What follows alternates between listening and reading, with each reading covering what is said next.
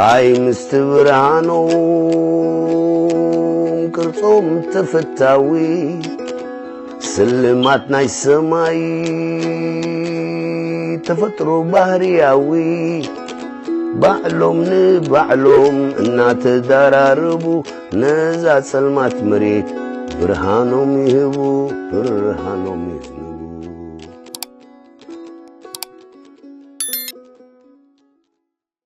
ህይወትካ ክትቅየር እንተደሊኻ በትኽቕየር ዝደለኻየ ነገር ትሑስ ክትከውን ኣለካ መደብካ ብዝያዳ ንጡፍ ብዝኾንካ መጠን ዝያዳ ክትበጽሖ ኢኻ ዕውታት ሰባት ዕላማኦም ንምብጻሕ ንዘይሕግዞም ነገራት ግዚኦም ኣየጥፍኡሉን ስለዚ ነፍሲ ወከፍ መዓልቲ ኣብቲ ናይ ብሓቂ ኣገዳሲ ዝኾነ ነገር ኣተኩር ኩሉ ሰብ ዓወት ይደሊ ግን ውሕዳት ጥራዮም ኣበርቲዖም ክሰርሑ ዝደልዩ መብዛሕትኦም ሰባት ናይ ምዕዋት ሓሳብ ይፈቱ ግን ነቲ መስርሕ ነቲ ሓርጎጽጎጽ ይጸልእዎ ክንፈቱ ክንጸልእ ግን እታ እንኮ መፍትሕ ናይ ዓወት ጻዕር እያ ስለዚ ትምኒት ጥራይ ኣይትኹን ስራሕ ዓለምና ንዝበለጸ ጥራይ ትሽልም ዝበለጸ ክትከውን ኣብ ሓደ ነገር ኣተኩር እንታይ ንእምሮኻ ዝቆጻጸሮ ዘሎ እቲ ቀንዲ ዝዓግተካ ዘሎ ሙሉ መዓልቲ ቴሌቪዥን ምርኣይ ድዩ ወላስ ማሕበራዊ ሚድያ ኢንተርኔት እዩ ወላስ ሓሸሽን ኣልኮላዊ መስተን ካልኦት ንሓንጎልካ ተቆጻጺሮም ዘደናግርዎ ዘለዉ ወይስ ናይ ገዛእ ርእስኻ ስእነት እዩ ወላስ ዲሲፕሊን ኣብ ዕላማኻ ንኸይትበጽሕ ዝዓግተካ ዘሎ ኣብ ዘድልየካ ነገር እንተተኲርካ ጸዓትካ ብዕጽፊ ዝውሕዝ ስለዚ ነቲ ሓይሊ ሕጂ ንህይወትካን ንቢዝነስካን ተጠቀመሉ ብዙሓት ሰባት መዓልቶም ኣብ ሓሸውየ የባኽኑ ሕስብ እሞብል እንታይ እዩ ዘድልየካ እንታይ እዩ ደው ክተብሎ ዘለካ እንታይ እዩ ኸ ኣበርቲዕኻ ክትሰርሐሉ ዘለካ ኣቐዲምካ ፍለጥ ንነብስኻ ሕተታ እንታይ ክትጅምር ኣለካ ንኽጅምርከ እንታይ ክትገብር ኣለካ ኣብ ነፍሲ ወከፍ ወርሒ ኣብ ነፍሲ ወከፍ ሰሙን ኣብ ነፍሲ ወከፍ መዓልቲ ኣብ ነፍሲ ወከፍ ሰዓት ኣብ ነፍሲ ወከፍ ደቂቕ እውን ዝበለጸ ሰልፍ ዲሲፕሊን ናይ ምምዕባል ዕላማ ይሃልኻ ሓደ ነገር ክትፈልጦ ዘለካ ግን ኣሎ ከይፀዓርካ ዓስቢ ዝበሃል የለን ከይፀዓርካ ሚልዮናት ክትረክብ ኣይትጸብእ ህይወትካ ክትቅይር እንተደሊኻ በቲ ጉዳይ ትሑስ ክትከውን የድልየካ መደብካ በቲ ዘድልየካ ትሑስ ብዝኾንካ መጠን ንዘየድልየኻ ነገራት ግዜ ኣይክትረኽበሎምን ኢኻ ንኣብነት ብስፖርት ትሑስ ብዝኾንካ መጠን ንሽጋራን ካልኦት ሕማቓት ወልፍታትን ግዜ ኣይክትረኽበሎምን ብምንባብ ቢዚ ብዝኾንካ መጠን ሓንጎልካ እናዊፁ መኣዝንካ ንዘጥፍአልካ ማሕበራዊ ሚድያ ግዜ ኣይክትረኽበሉን ኢኻ ብትምህርቲ ትሑስ ብዝኾንካ መጠን ንቁም ነገር ኣልቦ በለካ ለኽዐካ ሕሜታ ግዜ ኣይክትረኽበሉን ኢኻ ቤት ኣምላኽ ብምምላስ ቢዚ ብዝኾንካ መጠን ንድስኮን ጽሉል ባህርያቱን ለይታዊ ትልሂቱን ግዜ ኣይክትረኽበሉን ኢኻ መንፈስካ መሊሱ ተስፋኻ ብዘስንቕ መዝሙር ትሑስ ብዝኾንካ መጠን ሓንጎልካ ሸፊቱ መንፈስካ ንዘህድም ደርፊ ግዜ ኣይክትረኽበሉን ኢኻ ምስ ሰበይትኻ ኣደደቅኻ በዓልቲ ኺዳንካ ቢዚ ብዝኾንካ መጠን ዘይናታ ጠሚታ ኣብ ዝሙት ትመላለሰካ ውሽማ ንምሓዝ እውን ግዜ ኣይክትረክብን ኢኻ ስለዚ ወገነይ ኣብታ ናይ ብሓቂ ኣገዳሲ ዝኾነ ነገር ኣተኩር ብዙሓት ሰባት ሕልሞም ንምግሃድ ካልእ ሰብ ክድግፎም ይደልዩ ግን ጉጉይ ርድኢት እዩ እዚ ናይ በይንኻ ሕልሚ ጥራይ እዩ ንኽተጉህዶ ኣንጊኻ ተባራበር ኣበርቲዕኻ ስራሕ ኣብ ሰባት ኣይትጸጋዕ ጽባሕ ክትህሉ ምዃንካ ቃል ዝኣተወልካ እውን የለን ስለዚ ሎሚ ጉዕዞኻ ጀምሮ ናትካ ጥራይ ስለ ዝኾነ ክንዳኻ ዝግደሰሉ ሰብ የለን ሰባት ሕልምኻ ንኸተግድ ክሕግዙኻ ግዴታ የብሎም እዚ ናትካ ስራሕ ጥራይ እዩ መዋእል ከም ትነብር ተምሃር ጽባሕ ከም ትመውት ንበር ከምቲ ዝበሎ ሕጂ ናብቲ ኽትከዶ ዝደለኻ ጉዕዞ እዛ ሞባይለ ጸጊዕኻ ሕጂ ተበገስ ሕጂ ጀምሮ ቴንክ ዩ እስክትዓውሎ ኣውሎ ሰዶስ ክትዓውሎ ኣውሎ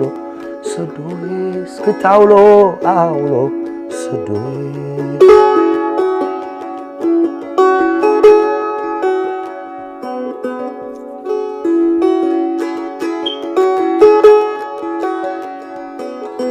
كعتقل كيلة تعرفت مسيلو النحناخت نحافت كي يحلف كنا في خب منفيت نمن دعيتي إذا كله قرفيت ولدنيا أكب مسبلة صباح مرعسون ديو حغلة أبيت وراي سبح تلام راي زي من كارانا بالاشي تراي كندعل الجنينو حميتا صبح نقول رئي سالستا أتنتاي كبلو ندابا سالستا نرئي سالستا انتاي كخبلو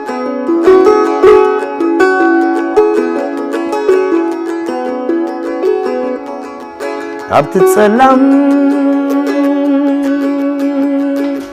حسويله زت صبعكي كدلي كندي تحنا خويله تصاي كخللي مثلا وش تخلو صعدا خي بلالي مثلا وش تخلو صعدا خي بلالي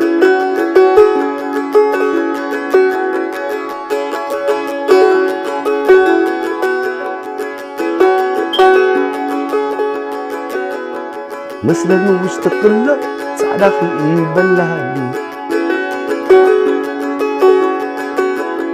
مغربي حازت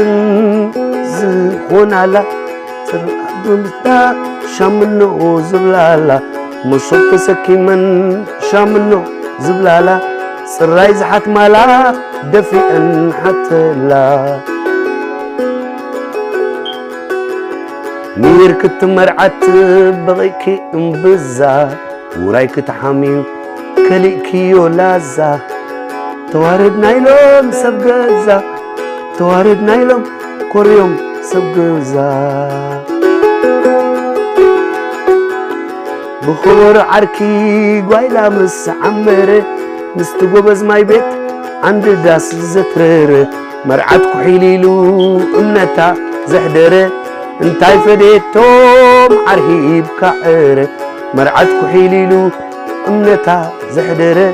انتاي فديتوم عرهيب كعير سكت عولو عولو سدوي سكت عولو عولو سدوي سكت عولو عولو سدوي سكت عولو عولو سدوي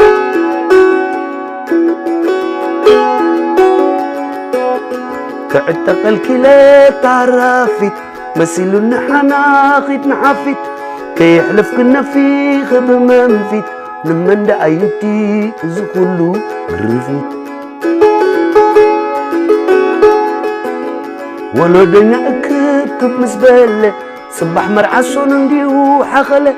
عبيت وراي سبح تلام تراي زي من كارانا بالاشي تراي كندعل الجنينو حميتا صبح نقول رئيب سالستا